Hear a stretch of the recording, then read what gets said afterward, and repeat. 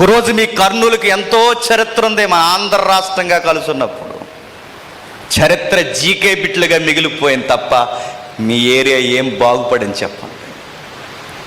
ఈ రోజుకి వర్షాలు పడకపోతే మీ పొట్టలు నిండడం అనేది ఈ రోజుకి కష్టతరం. రాజకీయ నాయకులు ఎదిగారు ఇక్కడ నుండి. డబ్బున్నవాడు ఇంకా ట్యాక్స్ కట్టకుండా దొంగదారులు ఎలా ఎతకాలని వాళ్ళు ఎదిగారు. ఉద్యోగాలు ఎలా సంపాదించాలో అలా సంపాదించాలా, ఎవరిని రికమెండేషన్ చేయాలని రాజధానిలో ఉండాల్సిన ఈ నగరాన్ని ఈ రోజుకి వరదలు వచ్చినా, ముప్పు వచ్చినా, తుంగభద్ర ఒక్కసారి లేచిన సగానికి సగం పట్టణం మునిగిపోయే ప్రాంతంగానే మిగిలిపోయింది చరిత్ర. ఏమొచ్చింది చెప్పండి స్వతంత్రం?